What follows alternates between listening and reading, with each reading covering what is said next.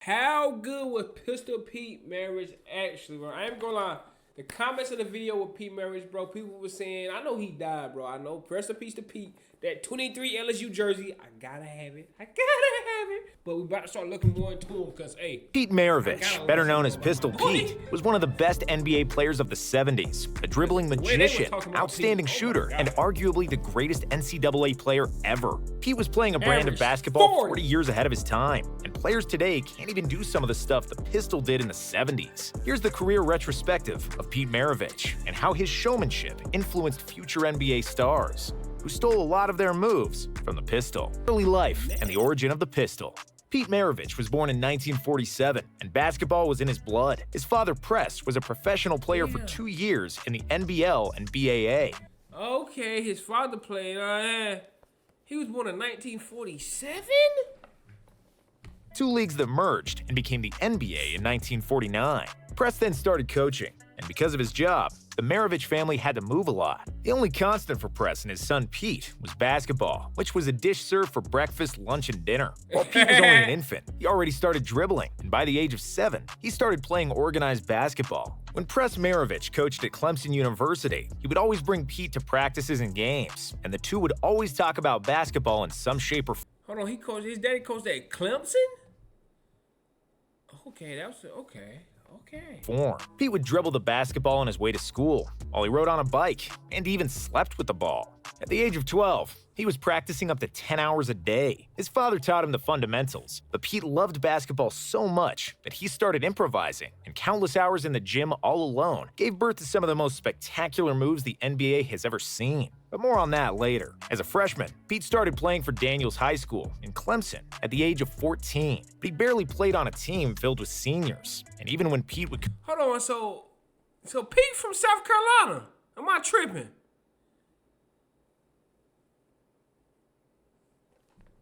come into the game, the older guys avoided passing him the ball. The crowd also laughed when they saw the small, skinny 14-year-old on the floor, which pissed the hell out of Pete. However, one single shot changed everything. Pete's team was down by 1 in the last seconds. Because he hardly ever had the ball, the opponents never guarded Maravich. So the Daniels coach decided to pass the ball to Pete. He got the open shot and made the game winner, and it was then that he received the nickname Pistol Pete. It was given to him by a reporter who noticed that when Pete shot towards the basket, it looked like he was pulling out a gun. The nickname remains, and the legend of the Pistol. Is that a fact, bro? I ain't gonna lie, that's a hard nickname too. Pistol Pete, that's fire. But is the backstory true though? Cause people be saying these backstories be cow. Bro, that's hard. It's like he's pulling out a gun when he shoot that towards thing. the basket. It looked like he was pulling out a gun. The nickname remains, and the legend of the Pistol Pete was born. NCAA GOAT. After graduating from high school, Pete and his father decided that Pete should go to prep school for another year. Pete was 6'3" at the time, but he weighed just over 130 pounds and could not withstand physical duels at the college level. So, he spent a year at the Edwards Military Academy, where he grew to 6'5". So he took a year and was like, bro, I'm about to go to the military academy, bro, and get some strength. That's smart. His daddy knew what he was doing, boy. He was like, bro, I'm about to build me a monster. He took a year and was like, bro. And then came back and averaged 44. Nasty. Bulked up to a respectable 160 pounds, which improved his game tremendously. At the same time, his father Press got the head coaching job at Louisiana State, which was known for football, but had a minuscule basketball program. Press asked Pete to attend LSU and join him, which Pete bluntly rejected because he wanted to play for a renowned basketball college. However, after Press threatened to kick him out of the house, Press decided to join his father at LSU. Hold on, he decided to kick him out of the house because he wanted to join LSU. Is that true, bro? Come on, bro. I don't know if that's true or not, bro. That sounded a bit kind of cappery, a little bit. A little bit. Because he kicked him out. What? Hold on. So, I didn't know that. So, Pete Maravich played for his father at LSU. So, his father was the coach. Oh, man. However, after Press threatened to kick him out of the house, Press decided to join his father at LSU. Under his father's tutelage, Pete became a superstar and would set records that will likely never be broken. His freshman year, he averaged 43.6 points per game. I'm gonna keep it 100, bro. My daddy the coach at the college. You think I'm passing a ball? No, his ball holding. Hey, Pete, you just got put into Ball Hall University, Ball Hall Central. I'm the CEO. You feel me? You just got put into it, gang. You was now a member. You was now 43 points a game with your daddy as the coach. Yeah, you were part of Ball Hall University. You was not passing that thing. I got to get an LSU 23 jersey. But that's crazy. I mean, when you got your daddy as the coach. That will likely never get broken. In his freshman year, he averaged 43.6 points per game. But because of the rules in the 70s, freshmen were not allowed to play on the varsity team. The crowd at LSU would often watch the freshman games and then leave once Pete's game was done, and wasn't even interested in watching the varsity team. Pete led the freshmen to a 17-1 record it was a varsity college teams game in JV? That season, while the varsity team, led by Press, had a record of 3-23. In his sophomore year, Pete was able to play for the varsity team and immediately asserted himself as the primary option on offense, with 43.8 points on average. He was the NCAA's top scorer that season, and he repeated that feat as a junior with 44.2 points, and as a senior with 44.5 points per game, along with 2 National College Player of the Year awards. He only won 2 Player of the Years, bro. Let's keep it real. He averaged 40 3 years in a row game. Let's keep it real. Why don't he got 3? Let's keep it real, man. Why don't he got 3? He should have 4, to be honest, you ask me. 3 years he spent on the varsity team, Pistol Pete scored 3,667 points in 83 games, averaging an incredible 44.2 points per game. He owns almost every NCAA scoring record to this day, and what's even more impressive is that he broke all those records in the era without the three-point shot. Former LSU coach Dale Brown charted every shot Maravich scored, and because he shot many jumpers from long distances, Brown calculated that Pete would have averaged an astounding 57 points per game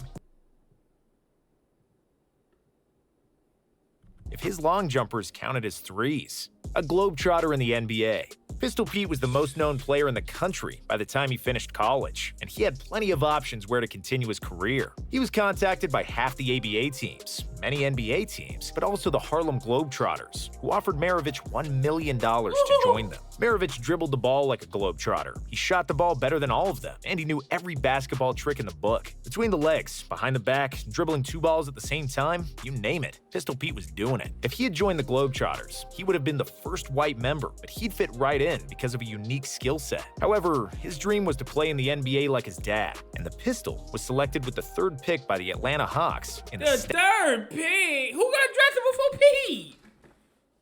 Bro, if I'm averaging 40 in college, bro, you draft me 3rd, yeah, it gotta be some drunk executives, owners, presidents of basketball, head coaches. I'm averaging 40. And I go 3rd in the... What are we talking about? Am I tripping?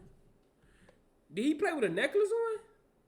This nigga got so much aura. This nigga Pete Maravich played with a necklace on, giving these boys 40. 40 a night playing with a necklace. The NBA like his dad, and the Pistol was selected with the 3rd pick by the Atlanta Hawks in the stacked 1970 NBA draft. In the rookie season, Maravich was under tremendous pressure after signing a contract worth nearly $2 million. Yo, this man said Rudy Thomas. Come on, bro. At the time, the largest contract in NBA history. However, he immediately proved that he is one of the best players in the world and that his big contract is justified. Maravich averaged 23.2 points and 4.4 assists per game as a rookie, which was the 8th best scoring output that season. The 2nd season was supposed to confirm Pistol's superstar status, but he contracted mononucleosis, which caused him to lose 20 pounds. As a result, Pete missed 16 games, and the illness slowed him down to 19.3 points per game. Damn, I know that's tough. But Pistol Pete would bounce back in his 3rd season, averaging 26 points and 7 assists per game, making his first All-Star team. In his 4th and final season with the Hawks, Pete was the 2nd best scorer in the league, with 27.7 points per game. But the Hawks played miserably and didn't even make the playoffs after 3 straight first-round playoffs. Got the Jazz.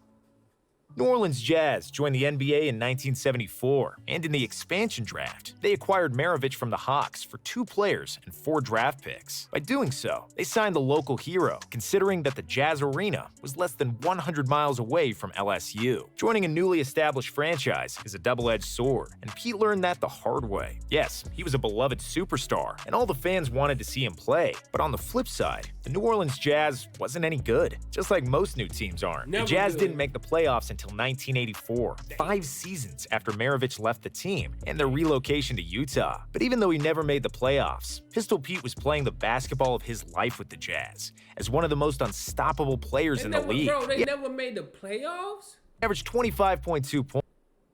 I'm talking about never smoked the play. I'm talking about points and 5.6 assists in 5.5 seasons with the franchise, during which he led the NBA in scoring with 31 points per game in 1977, along with 3 All-Star appearances and 3 All-NBA nods. On February 5th, 1977, in a game against the New York Knicks, the Pistol scored 68 points, a career high, and at the time, the most points ever by a guard. The feat is even more impressive when we know that he was guarded by Walt Frazier, one of the premier defensive guards of the 70s, and that he scored 68 without a three-pointer. In 1978, Maravich played the best all-around season of his career, averaging 27 points, 6.7 assists, and a career-high 2 steals per game. He would have probably led the league in scoring once again, and likely even pushed the Jazz to the playoffs, but he unfortunately injured his knee halfway through the season and was forced to miss the final 32 games of the season. Before he got hurt, the Jazz had a winning record due to a 10-game win streak. After Maravich went down, they lost 8 in a row, and their playoff hopes were shot dead. Unfortunately, 8 in a row is crazy, bro. Fortunately for Maravich and the Jazz fans, knee injuries plagued Pete for the rest of his career, as he only played 2 more years in the NBA. After the Jazz moved to Salt Lake City in 1979, they traded Maravich mid-season to the Celtics, where he Bro, he don't even look the same. Number 44? The Celtics, Pete? Number 44? Hold on, bro. Hold on. Talk about. Before that, they said, so he had bad knees. He teamed up with rookie Larry Bird. It was the first NBA season with a three-point line, and Maravich immediately proved what kind of a shooter he was. The Pistol shot 67% for 3 in his final year, with bad knees that severely hampered his movement. Legacy. Pistol Pete was a basketball savant, and he played basketball 30 or 40 years ahead of his time. At the time of his retirement, he had by far the best handles in NBA history, and many of the greatest ball handlers took many pages out of Pete's ball handling book. He was a trendsetter that inspired generations, and if your favorite ball handler didn't learn from the Pistol, they likely stole some moves from someone who stole from Pete. That LaMelo Ball underhand full-court pass, Maravich did that in the 70s. Yeah, Magic Johnson's around-the-back defender freeze and then pass, Maravich did that too. That nigga Pistol Pete was nasty.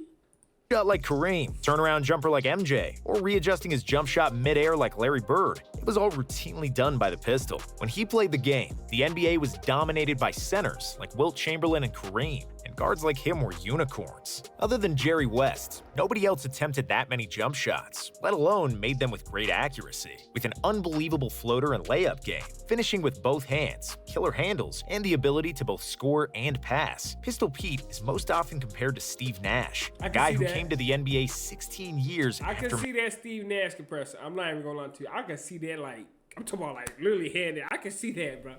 Maravich retired. If he played in a three-point era, he would likely average around 30 points per game. And if he played in a better team, he could have easily been an MVP multiple times and won a few championships. He never won MVP? That's crazy. However, Pete didn't have the best of luck in his career and life. In one interview in 1974, Pete said, "I don't want to play in the NBA for 10 years and then die of a heart attack at 40. But unfortunately, that's precisely what happened." His NBA career was cut short after 10 years. Hold on, why did the dude making the video say, but that's precisely what happened? Why the hell did he do that?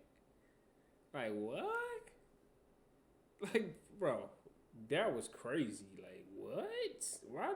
Like, that kind of rubbed me a different way. Like, what? Like, why did you say it like that? Y'all see how he said it? I don't even know. Pete said, "I don't want to play in the NBA for 10 years and then die of a heart attack at 40. But unfortunately, that's precisely what happened." His NBA career was cut short. I think this dude who making this video, so I don't know if he got a problem towards Pistol. I hope no. After 10 years due to knee injuries, and in 9 of 10 seasons, his teams had a losing record. And that damn, at 9 out of 10 seasons, his team had a losing record. It's crazy. And in 1988, almost like he predicted it, he died of a heart attack at the age of 40 when he was playing pickup basketball. An autopsy revealed what? The cause of death to be a rare heart defect. He had been born with a missing left coronary artery. He lived for basketball. He was born with what? Heart defect. He had been born with a missing left coronary artery. He lived for basketball. Was a damn, rest in peace to Pete, bro. Rest in peace to Pistol, bro. Damn, man. That crazy, bro. Damn. Rest in peace to that, man, bro. I ain't gonna lie. Like, comment, subscribe, bro. Y'all want to see some more P on my channel, bro. Send me some videos in the comments that's what y'all want me to react to. But dang, I ain't know a lot of this stuff, bro. I'm learning a lot about these old basketball players and these old stories, bro. These are some good videos to watch. So let me like, comment, subscribe, bro. And y'all already know what's going on, man. I'm gonna see y'all in the next video. No, babbity bab. But man, shout out to Pete, bro.